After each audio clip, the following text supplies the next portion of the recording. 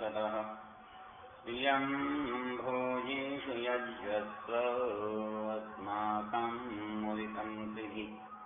ओम शांति शांति शांति। हाँ जी, कहाँ चल रहे थे हम?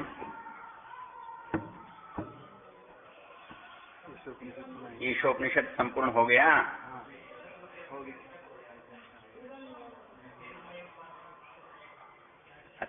हिरणमय ने कहा चलते चलते कुछ थोड़ा चलो कर दिया था, कोई बात नहीं, उसका फायदा आपको ही हो गया, आप सुनाना और पड़ेगा फायदा क्या। पूरा किसको याद हो गया?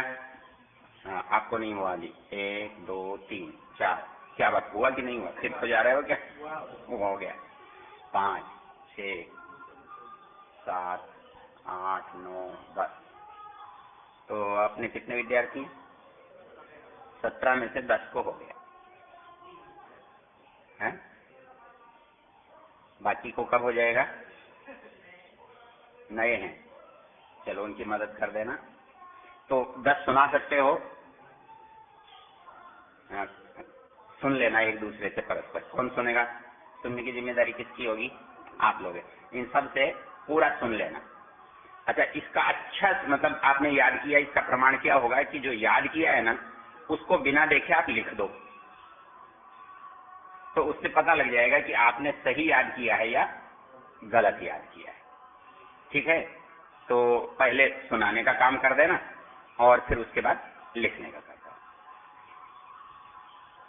इसका विभाजन किया था हमने, कितने खंडों में हुआ था?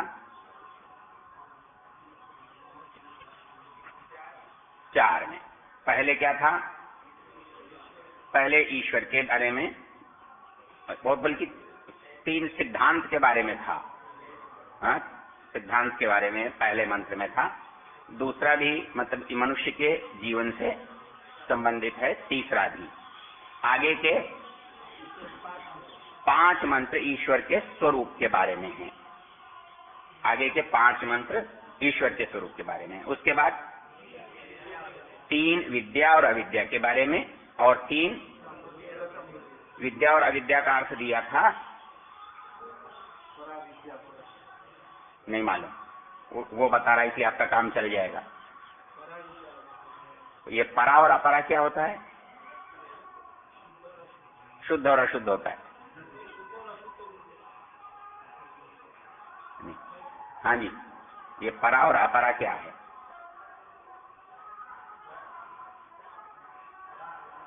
परा अलग होती है और अपरा अलग होती है, मालूम नहीं। परा विद्या मतलब लौकिक विद्या। सब गड़बड़ घोटाला।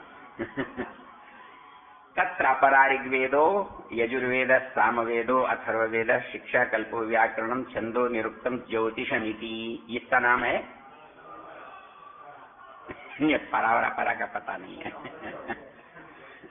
परा मतलब श्रेष्ठ, और परा यया तद अक्षरम अधिगम्यते।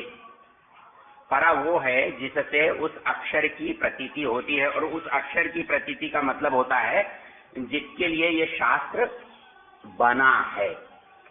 जिस शास्त्र के लिए हम ये सब बात कर रहे हैं, जिस उद्देश्य को प्राप्त करना चाहते हैं, क्योंकि इसके ऊपर की पंक्तियां जो है ना वो बता रही हैं कि वो शिष्य जो है उस गुरु के पास ये जानने के लिए गया, तो वो है परा।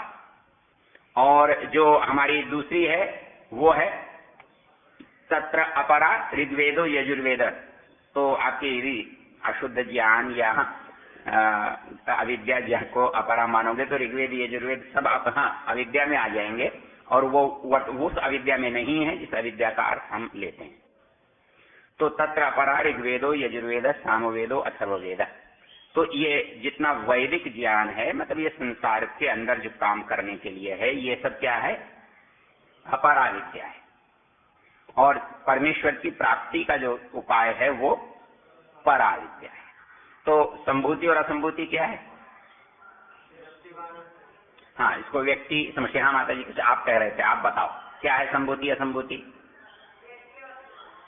व्यक्ति और समाज, व्यष्टि और समष्टि। और दूसरा स्वामी जी ने जो याद किया इसका वो क्या है?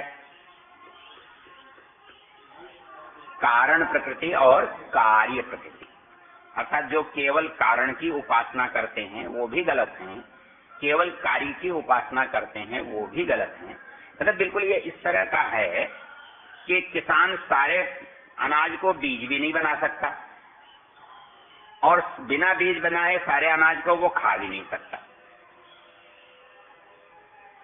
ठीक है भाई, वो अनाज को बीज के लिए भी रखेगा क्योंकि अगला अनाज तो तभी होगा, और बिना खाए भी खाली सबको बीज बना दे, ऐसा भी नहीं होगा। तो बीज भी चाहिए और उसका उपयोग भी चाहिए, कार्य भी चाहिए और कारण भी चाहिए। तो संभूति और असंभूति केवल कार्य की उपासना से भी काम नहीं चलता और केवल कारण की उपासना से भी काम नहीं चलता। कार्य और कारण दोनों का जो समन्वय करके चलते हैं, दोनों की उपासना करके चलते हैं, वो इस संसार में सफल होते हैं, हो सकते हैं। तो विद्या और अविद्या, संभूति और असंभूति। अब क्या रह गया? हिरण्मयेन पात्रेण, मतलब एक सिद्धांत इन्होंने बताया कि भाई जो चीज सामने दिखाई देती है और आपको अच्छी लगती है, तो ये मतलब नहीं है कि वो वैसी ही है जैसी दिखाई दे रही है।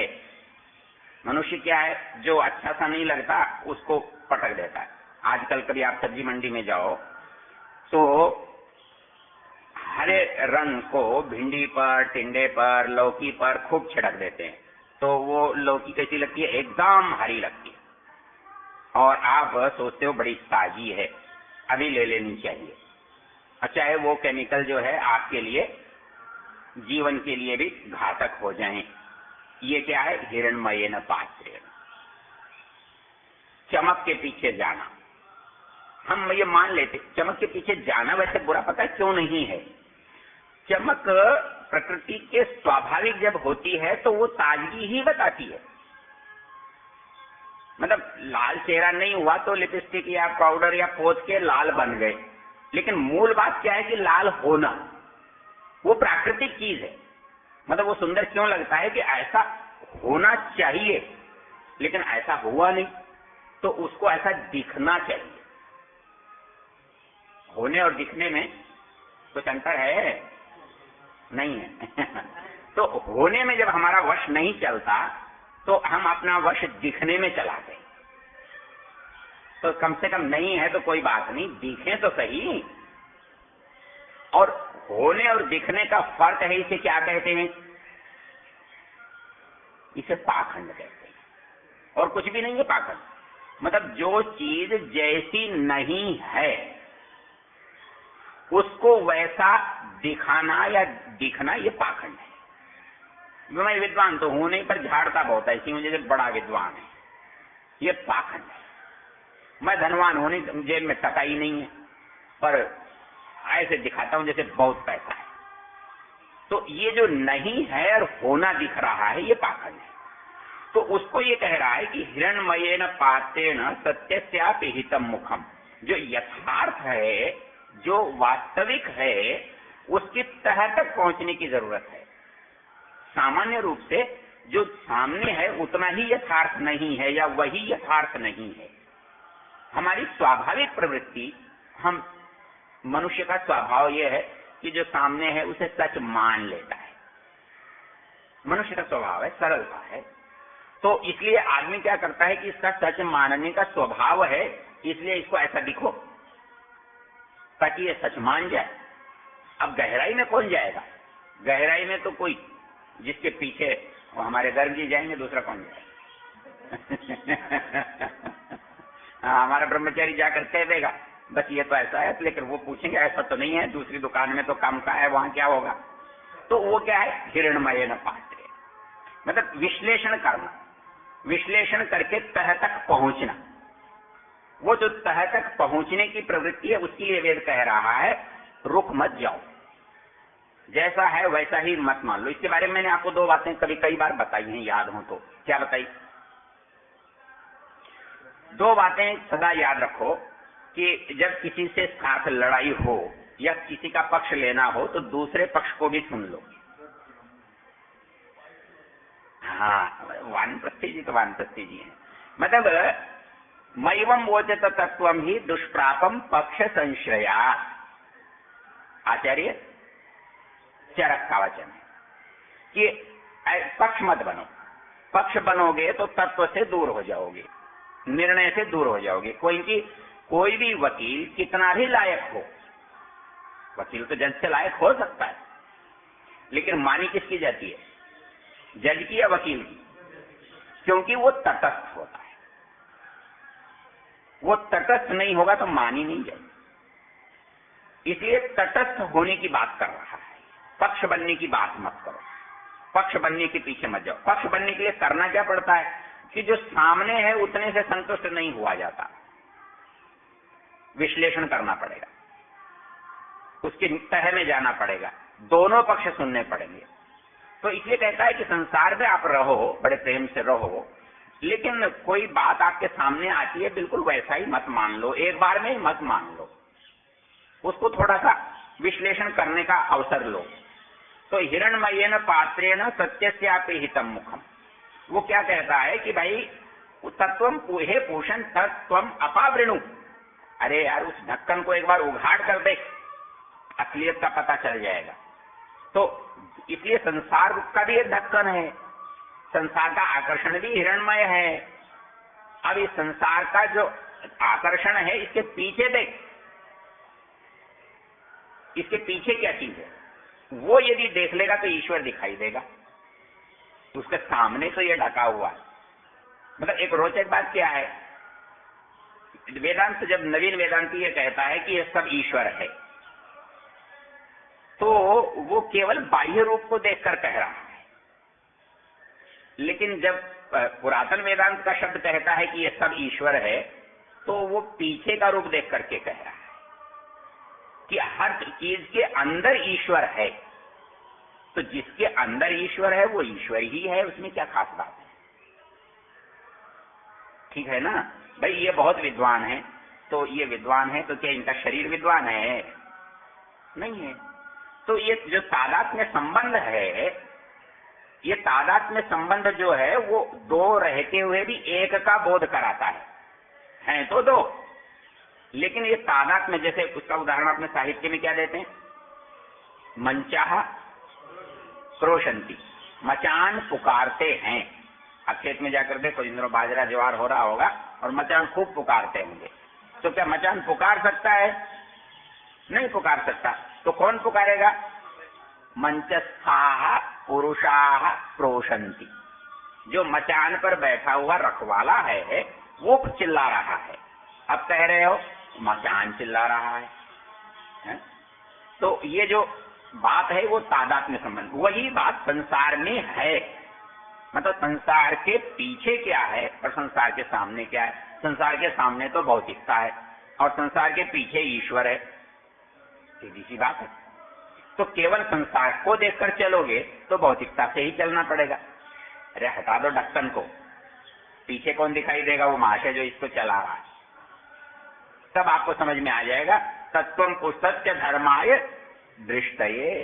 अरे असलियत को जानने के लिए अनुवाद जब करते हैं ना, तो सत्य धर्माय दृष्टये का आप अनुवाद संस्कृत के हिसाब से बैठकर करोगे, सत्य धर्म के देखने के लिए, फिर कहोगे धर्म किसे के, अरे असलियत समझने के लिए, वास्तविकता जानने के लिए, तत्व का बोध करने के लिए। जो सामने है उसे हटा दो, जो सामने है उसे पीछे झांक कर देखो।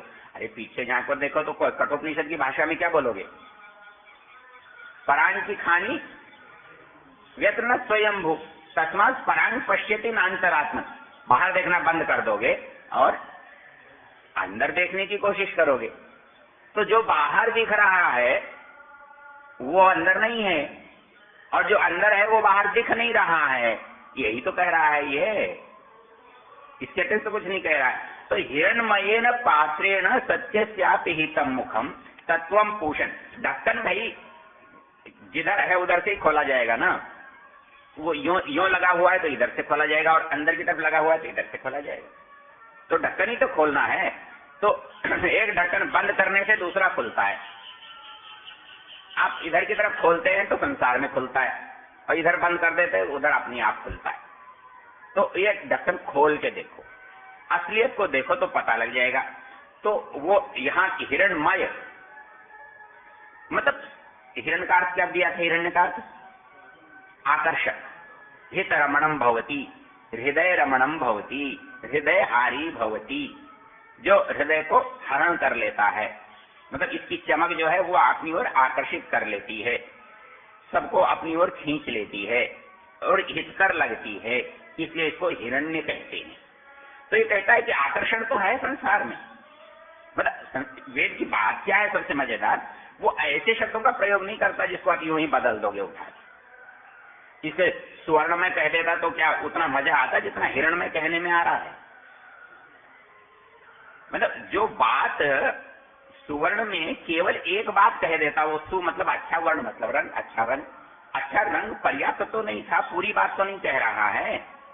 हिरण्य में बात पूरी कह रहा है कि वो आकर्षक भी लगता है, वो सुंदर भी होता है, वो अच्छा भी होता है, वो सुख भी देता है, वो सब गुण है उसमें, इसलिए हिरण्य शब्द का। इसके लिए मैंने आपको एक चीज बताई थी, आपने संस्कृत कवियों में सबसे बढ़िया शब्द प्रयोग किसका बताया था? कालिदास। कालिदास के शब्द प्रयोग की विशेषता यही है कि आप उसके शब्द की जगह पर्यायवाची शब्द रखोगे तो अर्थ नहीं बनेगा। मतलब वो वही शब्द का चुनाव, मतलब भाषा की विशेषता क्या है याद रखना, पर्यायवाची शब्द तो बहुत हो सकते हैं, लेकिन सर्वोपयुक्त शब्द एक ही हो सकता है, सर्वोत्तम शब्द एक ही हो सकता है। यदि आप उसको हटा दोगे तो वो अर्थ नहीं आएगा, चाहे कितना भी अर्थ एक वो समानवाची हो। वो देखो, वो एक जगह प्रयोग करता है, वागर्थाविव संपृक्तौ वागर्थ प्रतिपत्तये जगतः पितरौ वंदे पार्वती परमेश्वरौ। याद है किसी को? याद है, पढ़ा है आपने? अच्छा, बहुत अच्छा। यह रघुवंश का पहला श्लोक है। इसमें शब्द का जो कमाल है वो देखने लायक होता है, मतलब वो मंगलाचरण कर रहा है और उपमा भी साथ साथ दे रहा है। और कमाल क्या कर रहा है? वागर्थादिव संपृक्तौ, जैसे वाणी से अर्थ को, शब्द से अर्थ को पृथक किया जा सकता है क्या? तो शिव और पार्वती इतने मिले हुए हैं जितने शब्द और अर्थ मिले हुए हैं। तो वो कहता है क्यों? वागर्थाविव संपृक्तौ वागर्थ प्रतिपत्तये, और मैं उनका वंदन क्यों कर रहा हूं? वागर्थ प्रतिपत्तये, वाणी और अर्थ के उस रहस्य को जानने के लिए। वागर्थाविव संपृक्तौ वागर्थ प्रतिपत्तये जगतः पितरौ वंदे पार्वती परमेश्वरौ।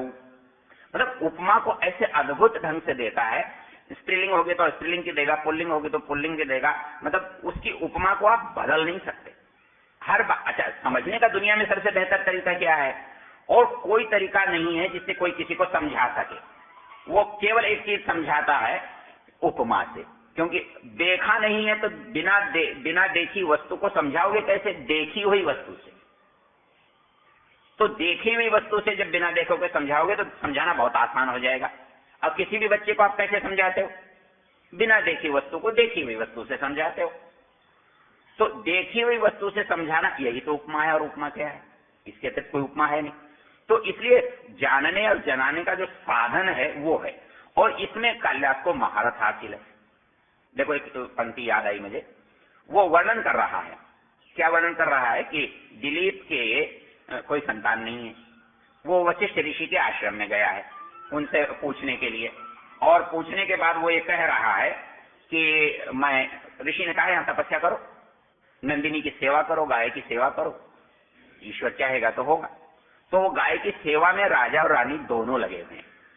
तो सवेरे दिलीप तो उसे चराने जाता है, ये उसे छोड़ने और लेने जाती है, तो उसका एक वर्णन करता है। वो कहता है कि वो उसके पीछे कैसे चलती है। तस्या खुरन्यास पवित्र पांसुम अपांसुलानाम धुरी कीर्तनीया मार्गम मनुष्येश्वर धर्म पत्नी श्रुतेरिवार्थम स्मृतिरन्वगच्छत। वो कहता है तस्या खुरन्यास पवित्र पांसुम, वो गाय जो चल रही है ना नंदिनी, वो गाय ऐसे चल रही है तो उससे उड़ने वाली धूल जो है, उससे पवित्र खुरों से उड़ने वाली पवित्र धूल है। तस्या खुरन्यास पवित्र पांसुम अपांसुलानाम धुरी कीर्तनीया, और जो पांसुल कहते हैं मलिन, और रानी कहती है अत्यंत शुद्ध पवित्र अपांसुल। वो पांसुल, ये अपांसुल, मतलब पांसुल धूल है लेकिन उस पर चलने वाला कौन है? अपांसुल है। अपांसुला नाम धुरी तीर्थ, उसमें भी मुख्य है धुरी कीर्तनिया। कहता है कि वो उसके पीछे कैसे चली। उपमा देखिए, श्रुते रिवार्थम स्मृति रन्वगच्छत, जैसे श्रुति के पीछे स्मृति चलती है। मतलब इसमें सिद्धांत कितना गहरा आ गया। श्रुते रिवार्थम स्मृति रन्वगच्छत, श्रुति के पीछे जैसे स्मृति चलती है ऐसे गाय के पीछे वो चलती है। तो जो शब्दों का प्रयोग है वेद में भी वैसा ही कमाल है। आप यूं चाहें ना कि वेद के शब्दों का आशा बदल। वेद के बारे में 2 बातें बताई थी, आपको याद है? वेद के लिए अनिवार्यता क्या है?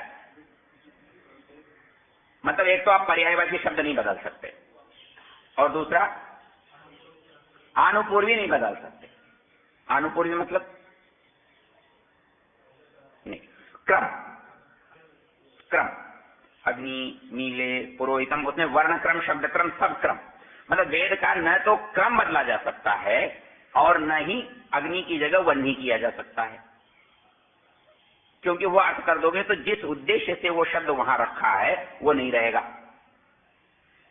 तो इसलिए शब्द का जो प्रयोग है वही शब्द काम में आएगा, दूसरा नहीं आएगा।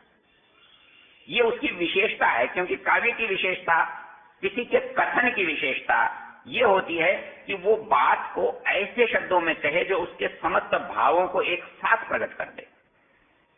जो आजकल यूं कहते हैं ना, भाषा का क्या करना है जी, तो भाषा तो संप्रेषण है ना, संप्रेषण किसका करोगे? भाव का ही तो करोगे ना। तो भावों के संप्रेषण के लिए भाषा की जरूरत है, तो समस्त भावना का संप्रेषण बिना उत्तम भाषा के हो ही नहीं सकता। इसलिए जो ये सोचना है कि बिना हम भाषा जाने कर लेंगे तो फिर वो जय का झगड़ा करते रहते हैं ना, वैसा हो जाएगा। तो यहां शब्द क्या है? हिरण्मयेन पात्रेण, हिरण्य रूप, जैसे हिरण्य के गुण जैसे हैं वैसे गुणों वाला है ये सारा संसार। सत्य से अपेहितम, मतलब सत्य क्या? यथार्थ, असलियत। असलियत वो होती है जो सदा रहती है, और दिखावा वो होता है जो थोड़े समय रहता है। मतलब ऐसा है कि बाजार में गए तो बहुत सवर के गए थे, और घर में आए तो असलियत पर आ गए। तो असलियत जो होती है ना, वो होती है, वो सदा रहने वाली होती है, और बाकी सब कुछ जो है वो थोड़े समय के लिए, थोड़ी देर के लिए होता है। तो बनावट थोड़ी देर तो चल सकती है, लगातार नहीं चल सकती, और उसका आधार जो है स्थायी नहीं होता है। गर्मी आते ही सारा पिघल जाता है। तो हिरण्मयेन पात्रेण, इसलिए संसार मान्य क्यों नहीं है? मान्य इसलिए नहीं है कि इसमें सुख नहीं है, सुख है। स्वामी दयानंद क्या कहते हैं? कुल मिला के संसार को देखो तो दुख कम है और सुख ज्यादा है। वो सुख है, सुख की जरूरत भी है, लेकिन इससे बड़ा सुख मिलता हो तो झगड़ा तो यहां है। मतलब आदमी को 10,000 तनख्वाह मिलती थी, बड़ा प्रसन्न था। उसे 50,000 की नौकरी मिल जाए तो वो फेंक के चला जाता है, कहता रख अपनी, मैं तो जा रहा हूं। तो वैसे ही ये झगड़ा कितना है? परा और अपरा का इतना ही है। अपरा में सुख है, लेकिन परा के सुख के मुकाबले में नहीं है। जिस क्षण उसका पता लगेगा उस क्षण इसको कोई पसंद ही नहीं करेगा, कोई इसको चाहेगा ही नहीं। तो इसलिए वो ये कहता है कि असलियत को देखो, जाना तो अपने आप हो जाएगा। योग दर्शनकार ने शायद क्या कहा है ना, कि वो गति कैसे होती है? जल की, जल की तरह से होती है। मतलब बंधन हट जाए, बाधा हट जाए तो जल का प्रवाह अपने आप उधर होता है। वैसे ही जिस क्षण हमको ये संसार का अज्ञान दूर हो जाए ना, और उधर की चमक जब दिखने लगेगी, तो यहाँ रुकेगा कौन? ये भगवान ने इसलिए बना रखे हैं कि वो नहीं होता ना, तो ये संसार में कोई संसारी चलाने वाला नहीं होता। मतलब कभी कभी लगता है कि संसार में परमेश्वर गलत क्यों करता है? परमेश्वर गलत नहीं करता है, उसने परीक्षा रखी है ना, भाई परीक्षा पास करो दूसरी क्लास में जाओ। नहीं, जोरदार बात नहीं है भाई परीक्षा पास करो और दूसरी क्लास में जाओ, नहीं तो सबको मुक्ति में सीधा क्यों नहीं भेजते?